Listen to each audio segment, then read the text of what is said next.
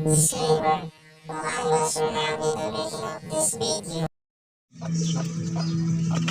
Yo, what's up guys? Ngayon ay nakapisa na po tayo ng itlog.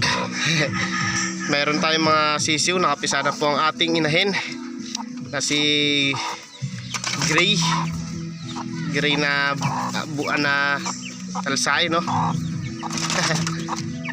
Yan. Yan guys, bali nung nakaraang vlog ko guys, sabi ko pag-isipan ko kung anong gagawin natin sa kanila. Ayun yung mga sisiw natin guys, kung papaakay natin sila sa inahin o i-brooder natin. Pero guys, ngayon napag-desisyonan ko guys na magano na lang guys, i-brooder na lang natin para maalagaan po natin ng maayos, kasi uso po yung sakit dito ngayon sa sa lugar namin guys kahit marami ng kahit ilang beses mo gamutin yung manok mo, talagang nagkakasakit guys. Kaya mas mabuti na sa brooder para safe sila guys. Ngayon guys, kukunin ko yung mga itlog at papakita ko po sa inyo kung ano po yung ginagawa ko sa bagong pisang sisiw bago ko ilagay sa brooder guys. Yan. Mamaya na lang guys, kukunin ko lang sila. Guys, ito na, nakuha na natin sila.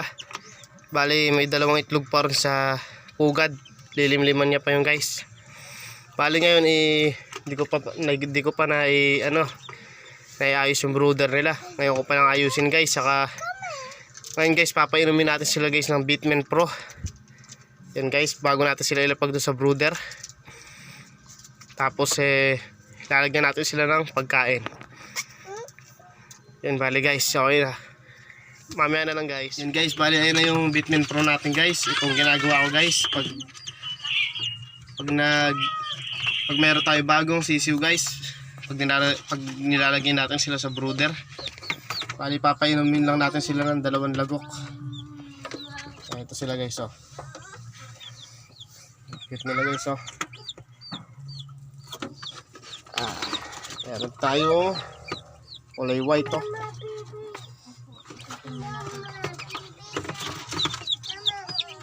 Yan, isa,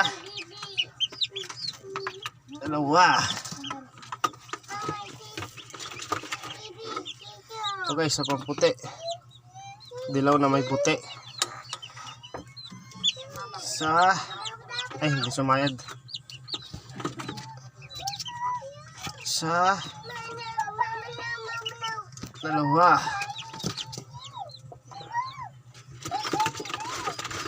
Meron pa tayong black. Yan. Isa, dalawa.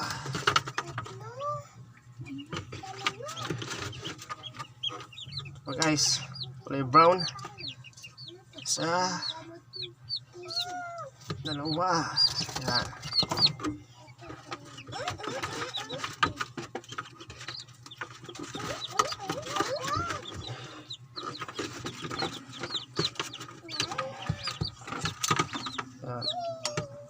Isa, dalawa.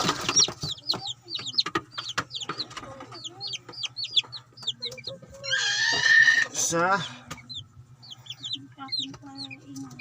dalawa.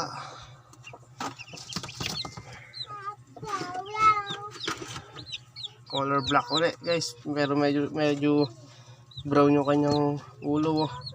Oh, ganda. Isa,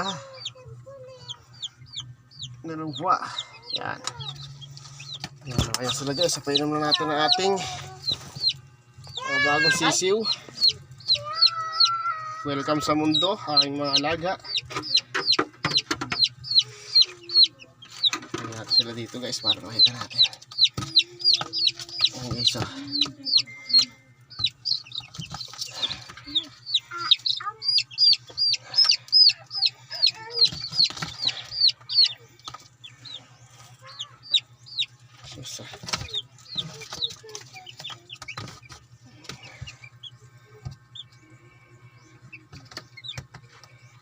Lagay lang natin yung inumin nila bandarong guys. Ayan. Para di malapit sa ilaw. Tapos guys, sasabugan natin sila ng konting pagkain para makakatuka-tuka sila, makapag-practice na sila guys. Bago ko sila istakan ng marami.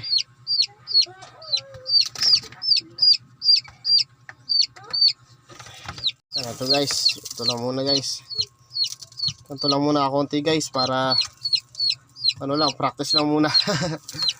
Saka natin sila istakan ng marami guys pag marunong na sila. Baka kasi iputan lang nila guys.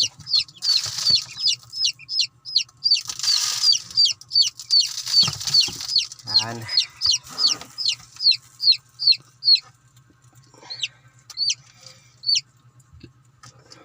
Yan guys, ganyan lang aking ginagawa pag may bago akong isang sisiw. Bitman Pro lang, pinapainom lang natin sila at subuko na yan guys kasi ganyan din ginawa ko doon sa una kong palahi. Talagang masigla silang lumaki.